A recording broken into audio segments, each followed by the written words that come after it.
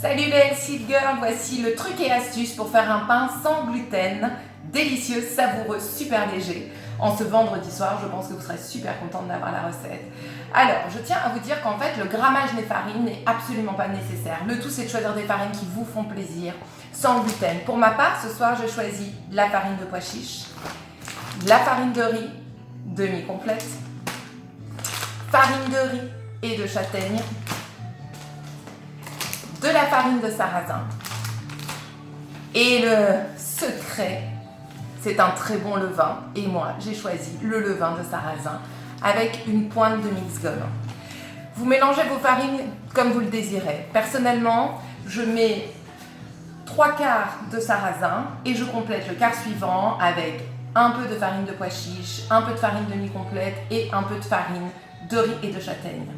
Avec ça, vous mettez 2 cuillères à soupe de levain de sarrasin et 1 cuillère à café de mix-gomme. Vous mettez 2 gloupes, des gloupes, pour pas dire 2 cuillères à soupe, d'huile d'olive, le tout bio bien entendu, et une belle grosse pincée de sel de l'Himalaya. Vous mélangez déjà vos farines à sec. Ensuite, vous rajoutez de l'eau de source de préférence et il faut bien prendre le temps de mélanger votre pâte jusqu'à obtenir une consistance comme celle-ci. Pourquoi bien prendre le temps de malaxer tout ça? Car le levain, au contact de l'air et de l'eau, peut justement vous permettre d'avoir une mie bien aérée, homogène et légère. Donc plus vous allez prendre le temps de malaxer dans tous les sens votre pain, de relever légèrement la pâte et de retourner à nouveau, plus votre pain sera aéré. Une fois que vous avez une consistance un petit peu comme celle-ci, vous pouvez rajouter une pointe. Comment ça s'appelle ça? Ah ben j'ai oublié le nom. Ah, de fécule de pommes de terre. Donc juste un tout petit peu de fécule de pommes de terre que vous rajoutez par-dessus votre pâte pour la rendre justement encore plus homogène et souple. Vous voyez, j'en ai pas mis beaucoup. Hop, et je remalaxe cette fécule de pommes de terre qui va rendre un peu de légèreté également. Hop, dans la préparation. Et je prends vraiment bien le temps de tourner, de retourner avec amour, parce qu'un pain, ça se fait avec amour, enfin comme tout ce qu'on fait d'ailleurs. C'est top pour vos bras.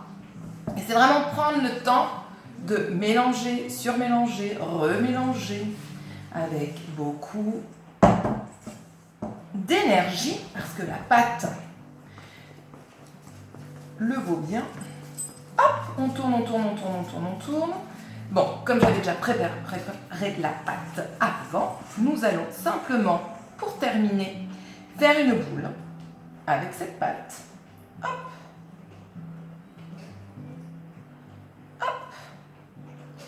La recouvrir d'un petit torchon humide et la laisser poser jusqu'à demain matin avant de la mettre au four. Alors je vous conseille, pour ceux qui ont des fours à vapeur, c'est 100% d'humidité, 155 de température et vous pouvez laisser une petite heure au four. Pour les gens qui ont un four traditionnel, 180 degrés avec une tasse d'eau pour que votre pain ne soit pas trop sec. Avant de le mettre au four, il faut reprendre un petit peu de farine et la mélanger à nouveau à votre pâte pour pouvoir obtenir une croûte toute croustillante. Et vous pouvez badigeonner un tout petit peu d'huile d'olive pour avoir ce côté doré. Vous voulez voir le résultat?